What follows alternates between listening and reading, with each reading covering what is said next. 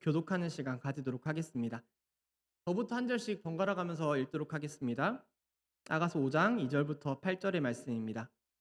나는 자고 있었지만 나의 마음은 깨어 있었다. 조소리 나의 사랑하는 이가 문을 두드리는 소리. 문 열어요. 나의 누이 나의 사랑 티 없이 맑은 나의 비둘기. 머리가 온통 이슬에 젖고 머리채가 밤이슬에 흠뻑 젖었소. 3절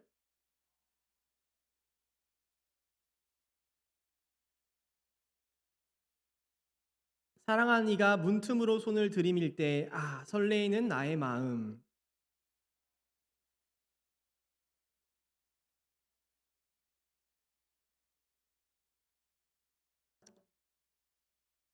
사랑하는 이를 맞아들이려고 문을 열었지. 그러나 나의 힘은 몸을 돌려 가버리네.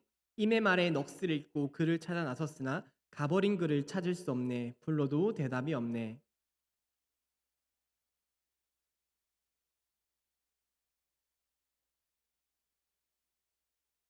다 같이 읽겠습니다.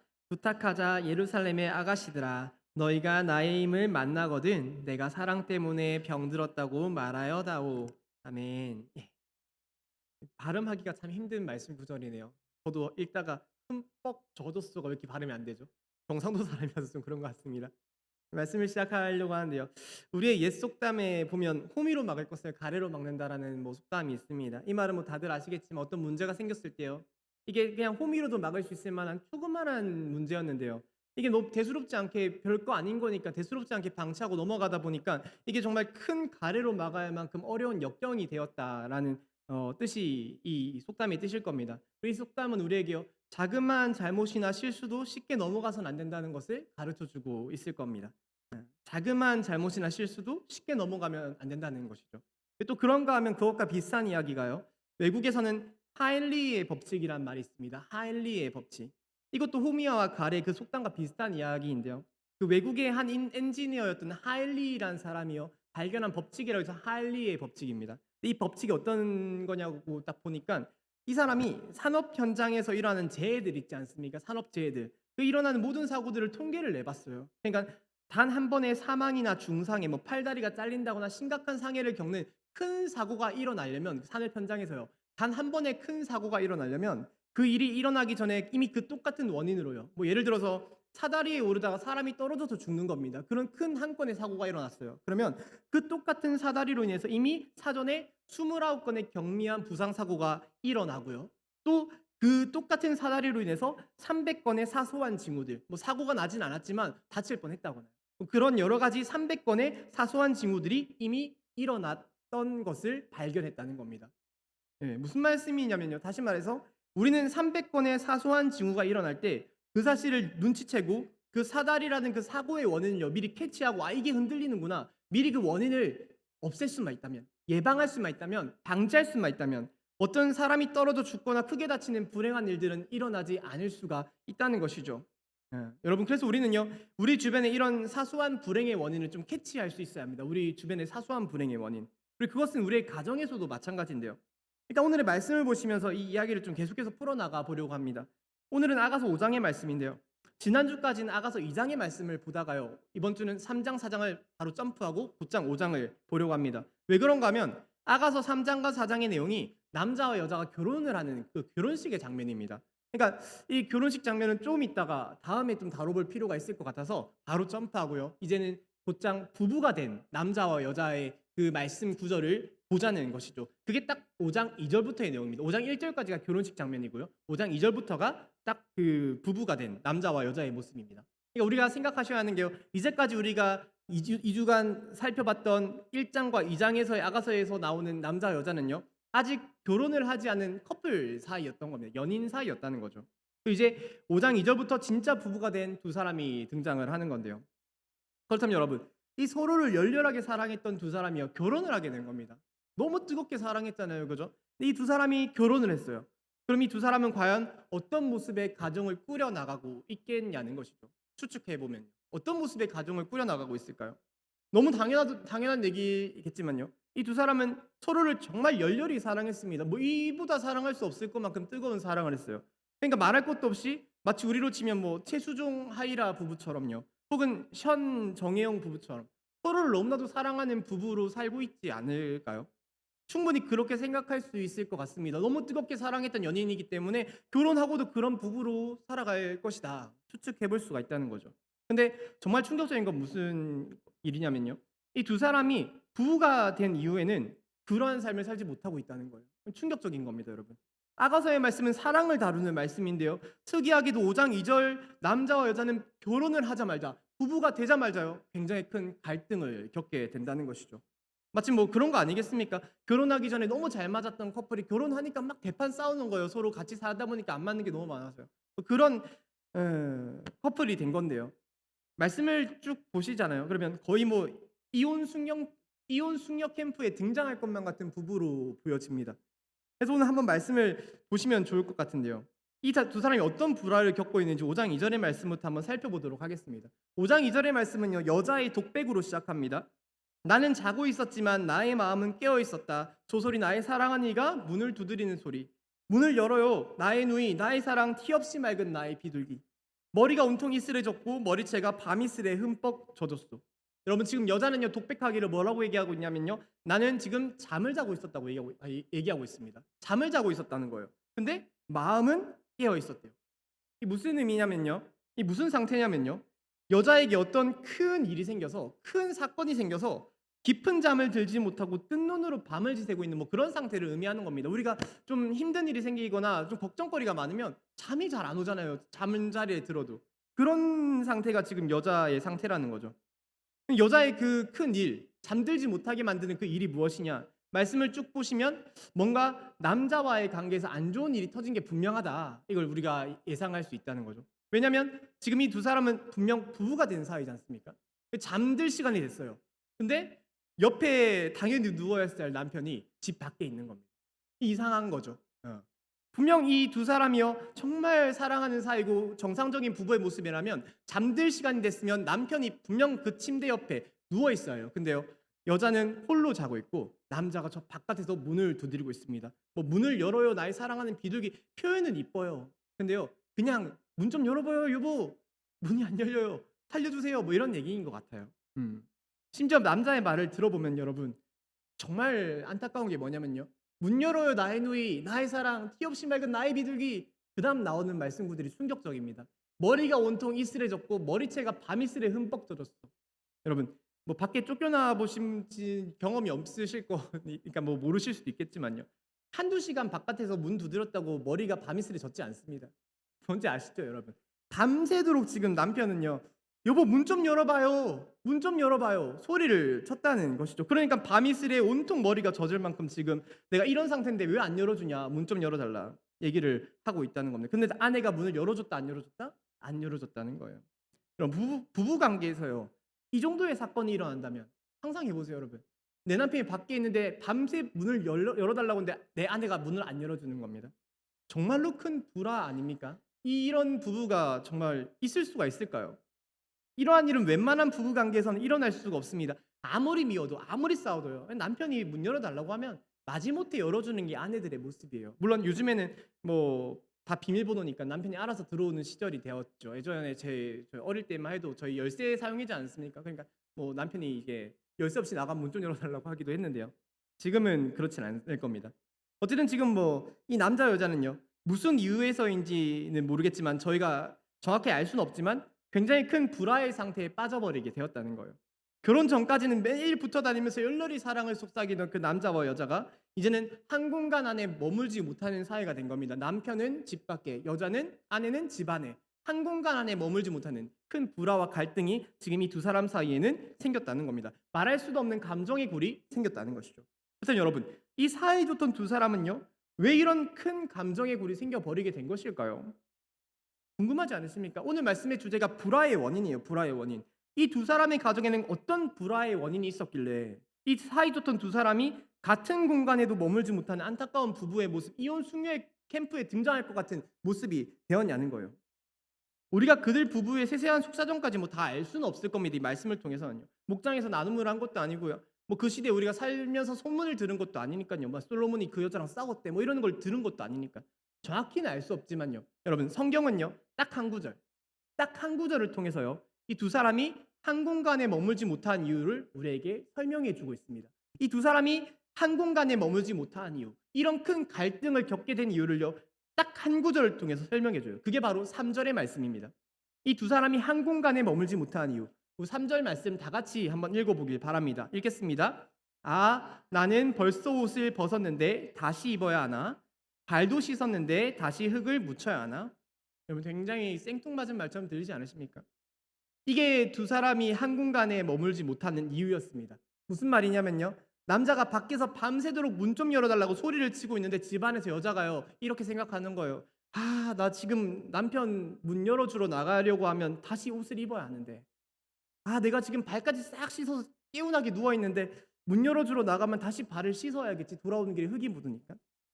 이해되십니까? 이 이유가요. 남편이 밖에서 문 좀 열어달라고 밤새도록 소리를 치는데 여자가, 아내가 문을 열어주지 않는 이유. 이 두 사람이 한 공간에 머물지 못하는, 마치 이혼 숙녀 캠프에 나오는 부부 같은 모습이 된 이유. 그것이요, 단지 여자가 옷 입기 귀찮아서요. 발 씻기 귀찮아서. 예. 정말 하잘것없는 이유였다는 겁니다, 여러분. 하잘것없는 이유.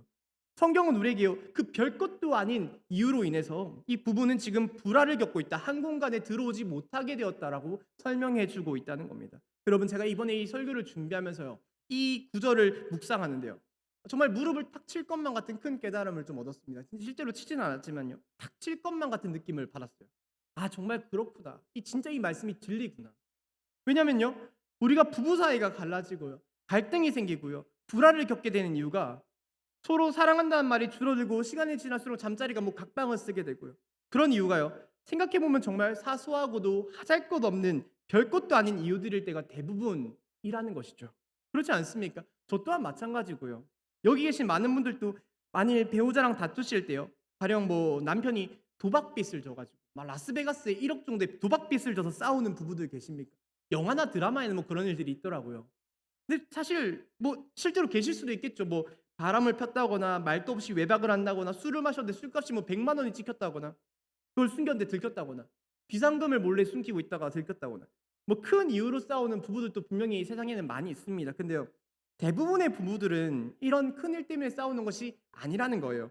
잘 생각해 보면 정말 사소한 것들이 우리의 다툼으로 번질 때가 많이 있습니다. 예를 들면 뭐 어떤 게 있을까? 내 배우자의 말투나 태도, 뭐 이런 거요. 내 배우자의 말투나 태도. 내가 뭐 뭔가를 배우자에게 부탁을 했습니다. 그런데 배우자의 말투가요, 벌써부터 그 귀찮음과 짜증이 한껏 묻어나온 목소리로 대답을 하는 거예요. 아, 여보, 지금 말고 좀 나중에 좀 하자. 그걸 꼭 지금 해야 해? 힘든 거 부탁한 것도 아닌데.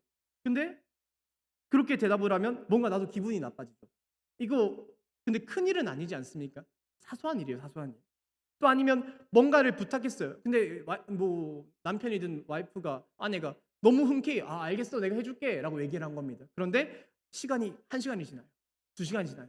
그런데도 계속 TV 앞에 누워만 있는 겁니다. 분명 알겠다고 했는데요, 계속 그냥 움직이지 않고 언제까지 할 건지 모르는, 계속 기다리는 그런 내 배우자의 느긋한 태도. 이게 엄청나게 큰일은 아닙니다. 그죠? 도박을 한 것도 아니에요, 내 남편이. 내 배우자가 나를 때리고 가정폭력을 일으킨 것도 아닙니다. 근데 이런 사소한 일이 부부 사이에 얼마나 큰 다툼으로, 싸움으로 번지는 경우가 잦냐는 것이죠. 또 그 외에도 뭐 우리는 정리정돈이 안 된 집안꼴을 보면서 집안꼴이 왜 이래? 크게 싸울 때도 있습니다. 정리정돈 안 했다고요. 큰일이 아니지 않습니까? 그죠? 또 내가 얼마 전에 말했는데 내 말을 기억을 못한다고. 당신은 왜 내 말을 이렇게 기억을 못해? 내 말을 귀담아 듣지 않아? 이러면서 싸울 때도 있습니다. 그 조금 기억 못했다고요. 또 때로는 더운 여름날에 나는 몸이 찬 체질이고요, 배우자는 몸이 더운 체질이라서 뭐 에어컨을 트는 안으로 싸우기도 합니다. 또 가끔은 내 자녀의 성적 가지고도 애를 어떻게 키운 거야? 그러면서 애 성적을 가지고 막 싸우기도 합니다. 참 부부들이 보면요, 별것도 아닌 걸로 많이 싸워요. 근데 그게 정말 큰 싸움으로 번지기도 합니다. 또 정말 말도 안 되는 게 유명한 얘기 있지 않습니까? 치약을 끝에서부터 짜는가 중간에서부터 짜는가, 그걸로 이혼을 하는 부부도 생긴다는 것이죠. 여러분, 우리는요, 우리 가정의 불화의 원인이 무엇인지를 분명하게 묵상해야 할 필요가 있습니다. 그냥 싸우고 마는 게 아니라 시간 지나면 없어지겠지가 아니라 내가 왜 싸웠을까? 이 배우자가 나의 어떤 부분에서 이렇게 기분 나빠하는 것일까? 우린 그것을 깊이 묵상해야 할 필요가 있다는 겁니다. 제가 하일리의 법칙에 대해서 토론에 말씀을 드렸습니다. 산업 현장에서 큰 사고가 일어나려면, 사망 사고나 뭐 팔다리가 잘리는 큰 사고가 일어나려면 그 사고가 일어나기 전에 29건의 경미한 사고가 일어나고요, 또 300건의 사소한 징후들이 생긴다는 거예요. 그리고 이건 또 가정에서도 마찬가지로 적용되는 말일 겁니다. 이러한 사소한 문제들을요, 우리가 가정 안에서 방치할 때 결국 그것이 한 300번 정도가 쌓이고요. 그중에 뭐 조금 잦은 다툼들이 뭐 29건 정도가 발생하는 겁니다. 그러면 결국 마지막으로 큰 한 건의 갈라섬이라는 이별이 우리 가정 속으로 들이닥치게 될 수도 있다는 말이죠. 제가 이 아가서의 말씀을 처음에 전하면서 왜 이 말씀을 시작했는지 말씀드리지 않았습니까? 황혼이혼이나 조론 같은 요즘에 사랑이 너무 사라지는 시대에 우리가 살고 있다는 것이죠. 여러분, 그런 것들이요, 이 300건의 사소한 친구를 놓쳤기 때문에 발생하는 일들이라는 것입니다.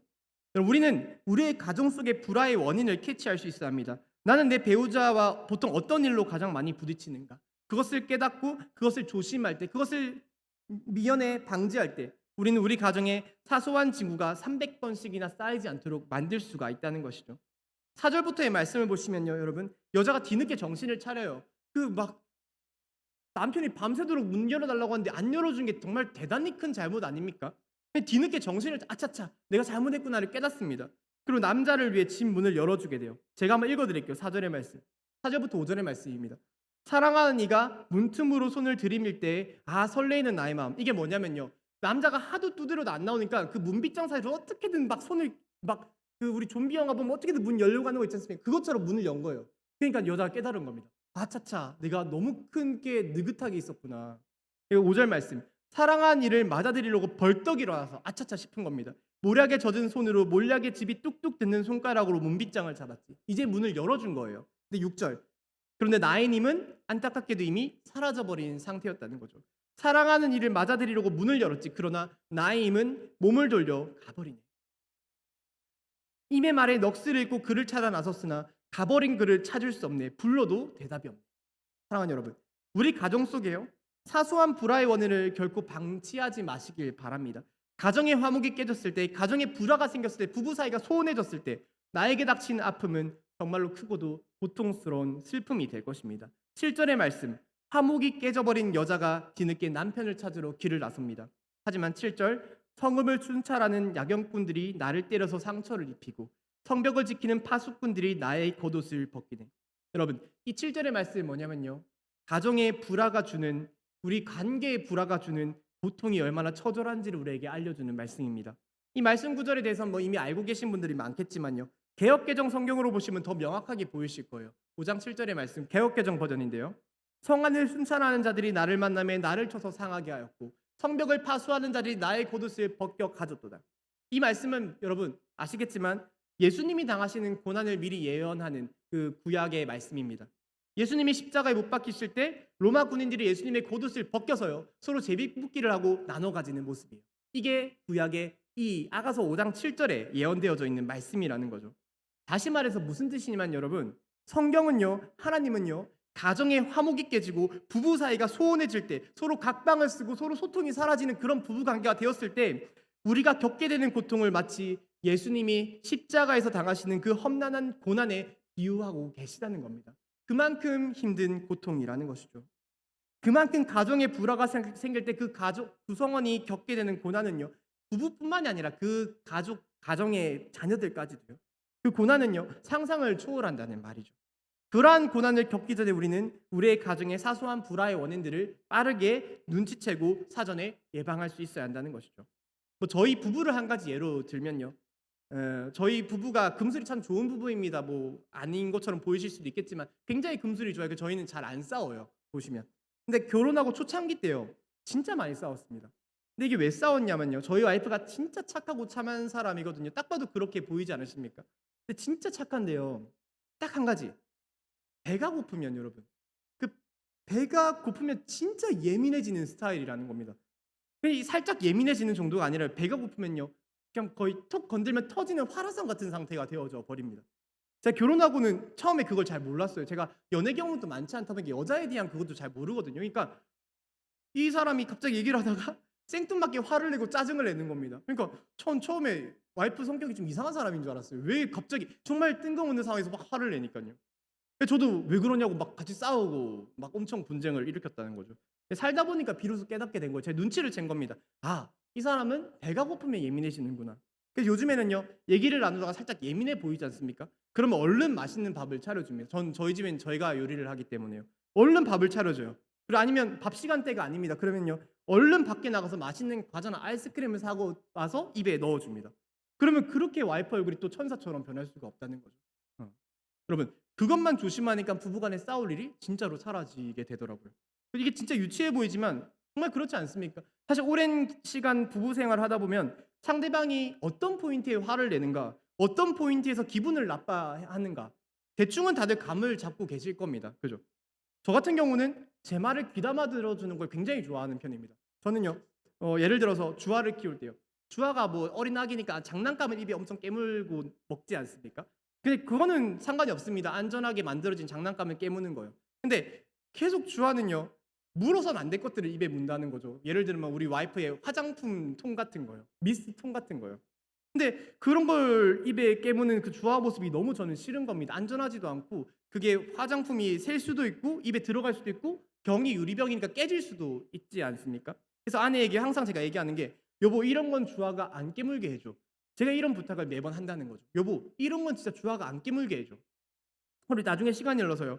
아내가 주아가 화장품 통을 깨무는 거를 못하게 하는 모습을 제가 많이 보잖아요. 그러면 저는 그 모습에 사랑에 빠집니다. 아 와이프가 내 말을 기억해주고 내 말에 실천해줬구나. 저는 그거가 제가 느끼는 가장 큰 사랑의 포인트라는 거죠. 근데 제가 만일 그렇게 부탁했음에도 들은 척도 안 합니다. 계속 주아가 화장품 통을 가지고 놀게 만들어 자기 화장대에서 화장하면서요. 옆에서 앉혀놓고. 그러면 너무 화가 난다는 겁니다.